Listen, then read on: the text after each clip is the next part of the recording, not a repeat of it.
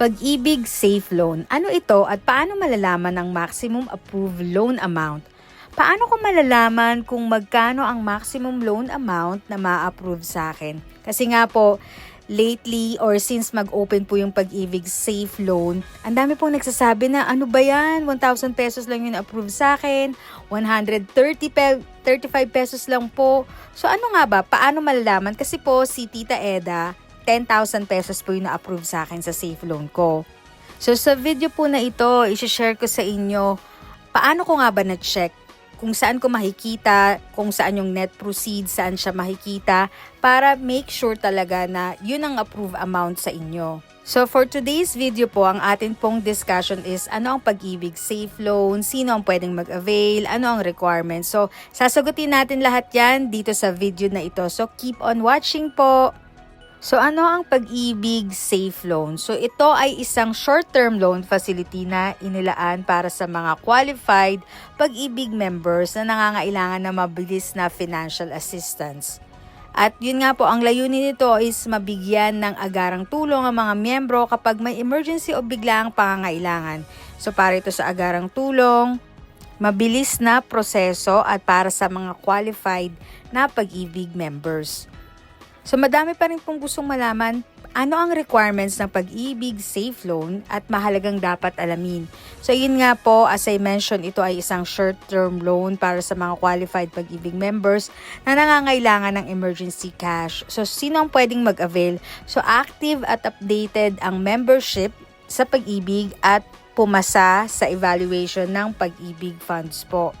So sa requirements naman po, usually valid government ID lang, active na Pag-ibig membership, at updated contact information. At yun nga po, dapat meron ka rin nung Pag-ibig Loyalty Plus card na AUB or UB or cash card sa Land Bank. Kasi dun po, ipapasok yung or i-credit yung maluloan nyo na amount. So, sino po ang pwedeng mag-apply ng Pag-ibig Safe Loan? So, hindi lahat ng miyembro ay automatic na qualified. So, kailangan active ang inyong membership for the last 6 months at updated ang inyong contributions ayon sa requirements ng programa. So, bukod dito, kailangan ding pumasa sa evaluation ng Pag-ibig Fund. So, kahit qualified ka sa requirements, dadaan pa rin sa assessment bago maaprubahan ang safe loan nyo. So ulitin ko lang po, yung Pag-ibig Safe Loan, para hindi po tayo malito, hindi ito housing loan, hindi ito para sa pagbili, pagpapagawa, pag-ayos ng bahay, hindi rin ito multipurpose loan, hindi ito kapareho ng multipurpose loan, at hindi rin po siya kapareho ng calamity loan. So separate po talaga siya. So isa itong hiwalay na loan program na may sariling qualifications at approval process.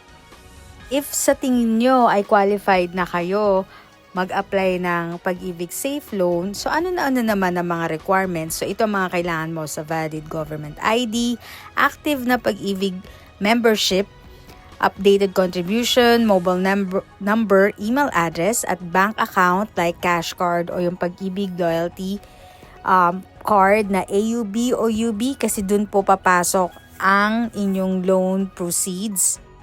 So make sure po na kompletuhin ang mga requirements para mabilis ang inyong application. At paalala po, bago mag-apply ng Pag-ibig Safe Loan, so maaaring may dagdag pang requirements depende sa evaluation ng Pag-ibig. So tips para sa mas maayos na application, siguraduhin na tama at kompleto ang lahat ng impormasyon at documents, gamitin lang ang official channels ng Pag-ibig Fund.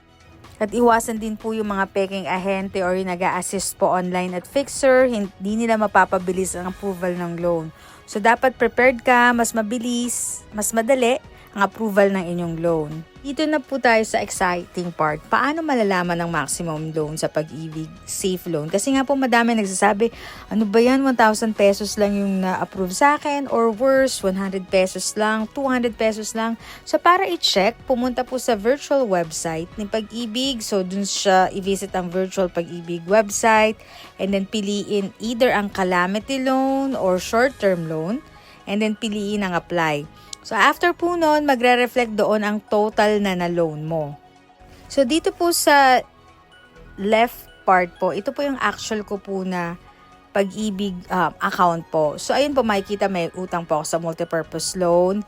Meron din po akong maximum loan amount, tapos outstanding balance sa baba. Tapos after all po nung mga yon, meron pa rin po akong nakikita nyo na net proceeds na almost 29,000 pesos. So, ganun po, dahil po more than 10,000 pa yung laman ng funds ng Pag-ibig ko. So, kaya yung net proceeds ko, 10,000 din po yung na-approve sa akin last June 25th po. Yun nga po, pag nag-apply po kayo, pwede nyo pong piliin yung payment terms na 12 months, 24 months, or 36 months.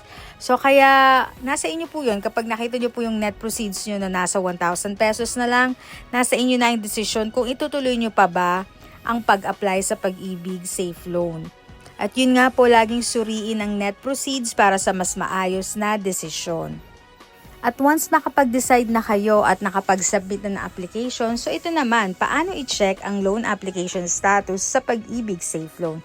So madali lang, ganito yung gagawin. So sabi nga, pag nakapag-submit ka na, pwede mo nang i-monitor ang status nito. I-check gamit ang official Pag-ibig na online services o sa pamagitan ng branch kung saan ka nag-apply. Pero yun nga po, mas madali online lang po. Makikita mo kung application ay submitted, processing, approve, at release po. At meron na rin po akong nagawang video tungkol dito kung paano nyo po i-check yung loan status nyo. Ito po yung video. So, kindly check na lang po dyan para sa step-by-step guide. At pag namomonitor naman po kayo ng loan proceeds nyo, so ito po usually ang meaning ng bawat status. So pag submitted, na isumiti na yung application at for evaluation pa ito ng Pag-ibig. Tapos processing, kasalukuyang sinusuri ang inyong application, and then approve na ang inyong loan application. At release, na-release na ang loan proceeds at ipapadala sa inyong account. So usually po yung release period, dahil nga po ang dami daw po talaga parang nag-a-apply sa Pag-ibig, is nasa 3 to 5 days po. Pag approve na, aantayin na lang ang crediting ng loan proceeds.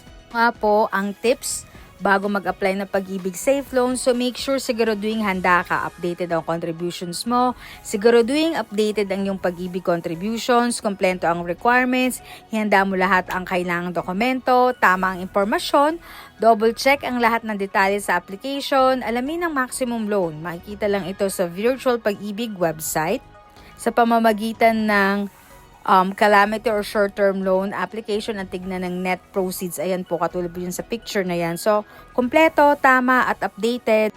So, mas malaki ang chance na ma-approve ang loan nyo. At para lagi kang updated sa government benefits, i-follow ang Tita Eda para lagi kang updated sa mga balita at benefits. At may tanong ka tungkol sa Safe Loan, i-comment mo lang sa ibaba, baka iyon ang susunod nating video. So, salamat sa panonood. Ingat po tayo lagi.